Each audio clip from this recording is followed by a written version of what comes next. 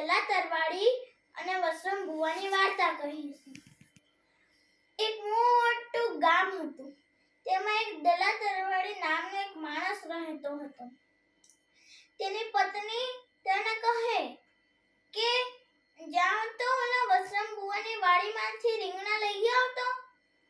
તો એ વાડીએ ગયા અને પૂછ્યું, વાડી રે વાડી, તને પૂછે દલા તરવાડી રીંગણા લઉં બે ચાર? અને લોને 10 બાર લીધા. ઘરે ગયો, પછી ઘરે ગઈ શાક કર્યું. ગોરાણી તો વખાણ કરતી જાય, રીંગણા તો બહુ સરસ છે હો, રીંગણા તો બહુ સરસ છે. એમ કરતી કરતા બીજા દિવસે ગોરાણીએ કહ્યું કે જાઓ રીંગણા લઈ આવો. તો તે વળી પાછો વસરામ ભુવાની વાડીમાં ગયો અને વાડીને પૂછ્યું, વાડી રે વાડી, તને પૂછે દલા તરવાડી રીંગણા લઉં બે ચાર? અરે લોને 10 બાર લીધા. કરાઈ શાક કર્યું, ખાધું. વળી પાછું બીજા દિવસે કહ્યું કે જાઓ રીંગણા લઈ આવો. તો એ તો રીંગણા લેવા ગયો અને વાડીને પૂછ્યું, વાડી રે વાડી, તને પૂછે દલા તરવાડી રીંગણા લઉં બે ચાર? અરે લોને 10 બાર. એમ કઈ 10 બાર લીધા.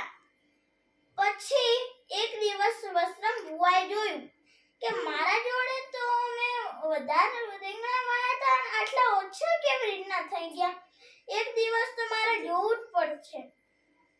તો તે એક દિવસ એક ઝાડ પાછળ છુપાઈ ગયા. થોડી વાર થઈ, દલા તરવાડી આવ્યા અને વાડીને પૂછ્યું, વાડી લે વાડી, તને પૂછે દલા તરવાડી રીંગણા લઉં બે ચાર? અને લોને 10 બાર. જેવા રીંગણાને હાથ લગાવવા ગયો તેઓ ઝટપટથી વસરામ ભુવાએ તેને પકડી લીધો અને કૂવા જોડે લઈ ગયો અને કૂવાને પૂછ્યું, કૂવા રે કૂવા, તને પૂછે વસરામ ભુવા ડૂબક્યો ખવડાવ બે ચાર? એ ખવડાવ ને 10 બાર.